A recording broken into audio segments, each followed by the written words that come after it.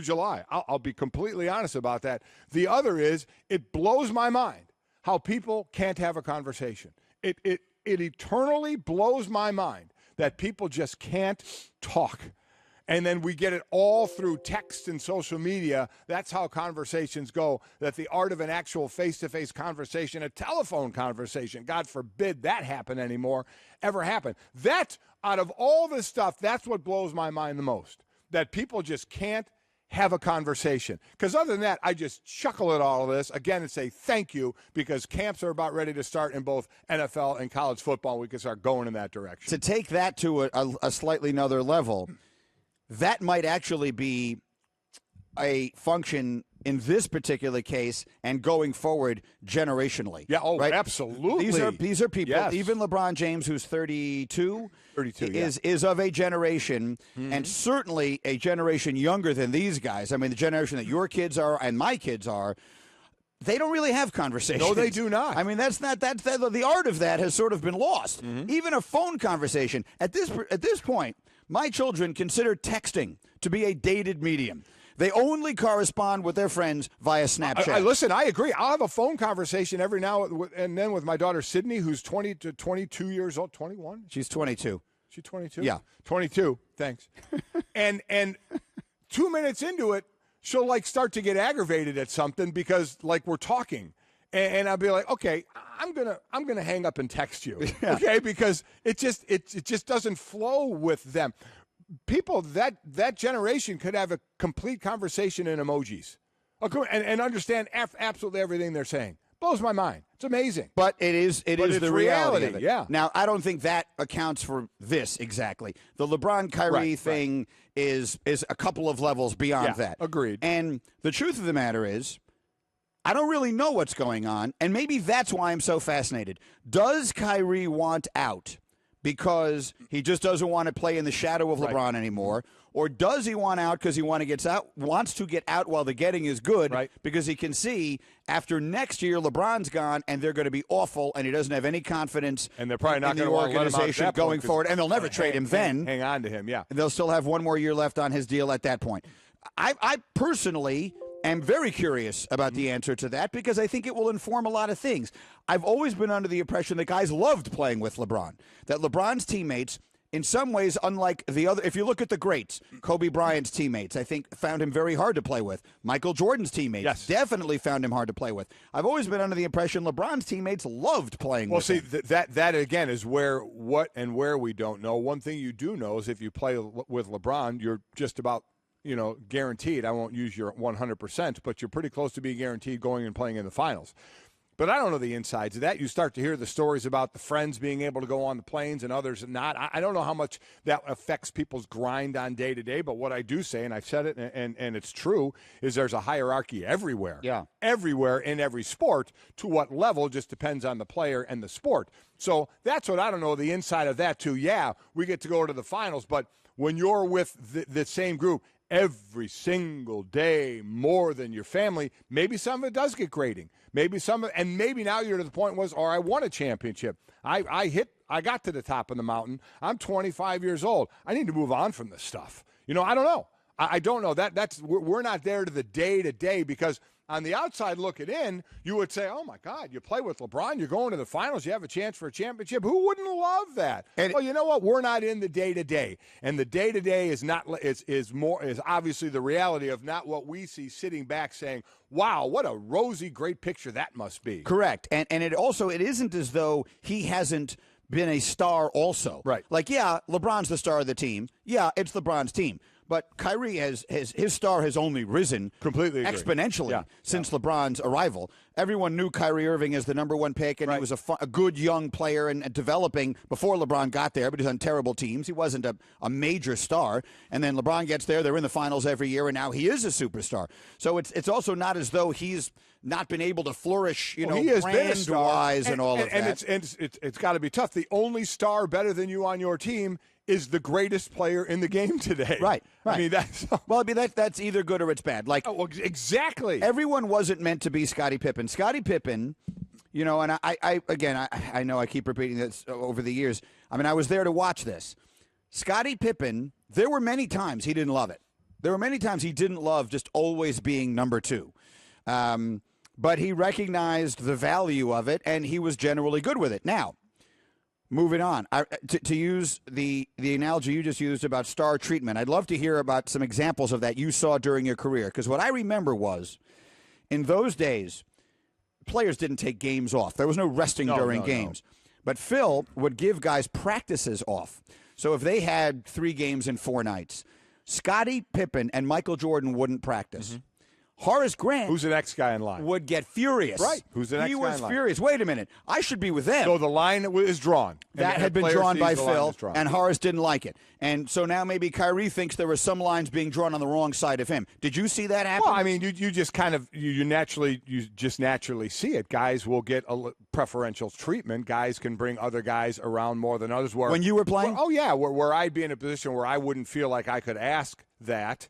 Others, stars could just bring, and it's not like they were just flaunting it; as they just could do it, so they would do it. Do what? Like bring friends on the team plane or whatever? No. It's a little more cut and dry in the NFL when you're going on these quick trips, right? Like that. But you know what? I didn't see any of that. I don't know if it didn't happen. It's not like I all these guys that I hung out with all the time. I didn't bring. But I mean, would the coach? I mean, in your day, would Buddy Ryan treat Reggie White and Jerome Brown differently than he would treat other guys? Oh, absolutely. Buddy Ryan definitely treated the star players differently. But you know what? He's not alone in doing that. Right. Again, the Jimmy Johnson story of cutting a backup who fell asleep, and you think he's cutting Troy Aikman in a meeting. If he fell asleep in a meeting, you get treated differently. It comes with the territory. You absolutely know that's going to happen. You understand that. But to your point, there's a difference of me getting treated differently than Reggie White. But you have Reggie White, you have Clyde Simmons, you have Jerome Brown, you have Seth Joyner, you have Eric Allen. So if you have those guys and more, I don't leave people out. What if Buddy only preferential treatment to 3 of those? That's more along the lines of, now there's Horace Grant saying, well, wait a minute, I'm not going to feel slighted, Mike Golick, but if Eric Allen is left out of that, is he feeling slighted? Or Seth Joyner left out? And I'm just using those names because we had a lot of stars on that defense. Yeah. But so what if the line was there? Would there be bad feelings? So that's what I'm talking about. And all those guys were treated obviously really well by Buddy. I'm just trying to make an example of this. The other thing I'll say is, of the ones you mentioned Kobe, you mentioned Jordan, you mentioned LeBron. Only one of those guys played with somebody else who was equal. Jordan never played with anybody equal. Right. LeBron never played with anybody equal. It was Kobe, and it was Shaq. And how'd that work out? Very badly. But very great, but then very badly. Right. 3 championships, and you thought, my God, where could this thing go? And they just couldn't deal with it. They couldn't handle it, the two of them, because they were both alphas. They were both Batmans. They were both Supermans. And that's never been an issue with LeBron, even though when LeBron went to Miami, they were trying who's going to defer Dwayne and Chris Bosh. But it went exactly the way everybody thought. LeBron's the best player. LeBron's going to have the ball. LeBron's going to decide what to do with it. That was never an issue in going back to Cleveland that he was going to be the man. It was only out of those 3 examples, it was Kobe and Shaq who were both the alphas. We're Mike and Mike, presented by Progressive Insurance. More independent agents sell Progressive Insurance than any other brand. Find an agent at Progressive.com. Now that's Progressive. Skip off the top here because this is really the meat of the conversation. Maybe quickly, in the beginning of that Kobe Shaq was more the alpha, maybe because Kobe was younger coming in, obviously. Yeah. So, but as they certainly developed, they turned into both alphas on the same team. Yeah, and all kinds of things happened in that relationship and happened to them. And look, that was a soap opera too. Without a doubt. I mean, in every conceivable way, that was a soap opera that played out very publicly. Good little illustration from Hembo of the way Kyrie's star has risen. Did you know that during the 12 months that ended in March of this year, so the most recent data that we have, according to Forbes, the only signature shoe that sold more than Kyrie's shoe was LeBron. Mm-hmm. So LeBron was the number 1 selling shoe. Kyrie was the number 2 selling shoe. So it's not as though he hasn't become a major star. It's not as though he doesn't have a huge brand. And they're worldwide because he's in China now, Beijing, isn't he? He certainly was. He was in China when this story was breaking on Friday. Right. I don't know if he's back yet or not, but it's a much smaller world for people who travel the way he does. Oh, it sure is. He could have come back without our knowledge. But at any rate, I understand what you're saying, that it's all kind of goofy and soap opera-y and fun. Sick. But for the same reasons that you enjoy reading the whatever it is, absolutely, the yes. Us magazine, Yes. this is my Us magazine. I'm with you. Listen, that's why I said I'm with you. It gets us through July. It's fun to talk about, but boy, it's quite honestly, it's a bit meaningless. You want another? It's total. Well, that part of it is meaningless. Yeah. If he winds up getting traded, it's not meaningless. I mean, from a sports standpoint, this is hardly meaningless. Yes. The breakup of LeBron James and Kyrie Irving right now is not meaningless at all, and it won't be meaningless because this is not a case. This is not going to be a Paul George trade where you wind up trading, guys named Oladipo and Sabonis. Right. This is going to be a trade that is going to involve potentially people named Anthony or Porzingis, but probably not.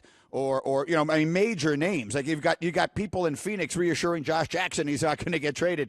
This is going to involve other significant players around the NBA. So this is going to be a big deal, I think. Did I see on the 6 last night that the odds still said he was going to be back in Cleveland? I think it was still 1-1 that he was going to be back in Cleveland next year. It just popped up on the screen. Can you read that? Odds that Kyrie will play where he'll play next year. Cleveland 1-1, Knicks 4-1. Suns, does that say 9-2? Celtics 13-2. I'm reading a screen that's not all. Yeah, that I can't close. see it all that well. I think that's what it says. But Did I just Cavs get are that at the right? top, Yeah. though. Cavs are at the top of him staying there. Because remember, the Cavs don't have to trade him. No, they don't. It's just the fact that the Cavs want to deal. We're going to talk with Chauncey Billups at 9 Eastern. We talk about makeup of team, drama of team. Again, there's just 12 guys, sitting there, 15 on a roster, but and it's a small team, and the drama that can be involved. Do they want that drama in Cleveland? Does Dan Gilbert say, I don't care about the drama, play, you're professionals, go play, let's get to the finals and see if we can win, deal with it, which you could absolutely do because, at the end of the day, they are professionals. And when the season starts, you're supposed to be professionals and play. So maybe Dan Gilbert's saying, that's what we're going to do. And others may say, you know what, we may need to end this thing. It's ugly right now. So I don't know what side it's going to go on, but it wouldn't shock me if he remained with the Cavaliers this year. It wouldn't at all because would you have any problem with Dan Gilbert saying, you're a pro, deal with it. We're not trading you. We are the best team in the East right now, and we're going to the finals with you helping to lead this team along with LeBron, and that's not going to change. I wouldn't trade him. Yes, I wouldn't have a problem with that. I would trade him. I don't know what Dan Gilbert's primary concern is here. So you've got two options if you're going to trade Kyrie Irving. I guess let's put it this way. We have three options. Let's pause on that thought and we'll come back. There are three options you have with Kyrie Irving. I know which one I would do if I were sitting in Dan Gilbert's shoes. I'd be curious to see which one you would choose. I think he's got three choices. We're Mike and Mike. We're presented by Progressive Insurance. We're jam-packed today with Louis Riddick and Will Kane and Chauncey, as you mentioned, and Nick Saban and more. All our guests, as always, on the Shell Pennzoil Performance Line. There are a lot of other stories out there to get to this morning as well, and we will. But coming up next, you're the owner of the Cavaliers. You got three choices. All of them, I think, are actually pretty good. Unlike other teams that sort of get forced into making trades, with a proverbial gun to their head, he sort of has three good options to choose from. Mm-hmm. I know which one I'd pick. Let's see which one you would pick in just a moment on Mike and Mike after this word from Shell. You know what? There are a couple of different ways you can get rewarded, folks, right? You can get that promotion at work. You can hit a winning jumper at your pickup basketball game. You can play the sick card when the in-laws invite you over. All of those are rewarding. Got an easier way to get rewarded. That's by filling up at Shell because now when you join the Fuel Rewards program, you get rewarded with instant gold status. That means you save on every fill every day. So basically, you never have to pay the full price at Shell again. It's like a reward every time you fill up. So join at fuelrewards.com/ESPN or pick up a Fuel Rewards card at a participating Shell station or download the Fuel Rewards app to join. It's that easy.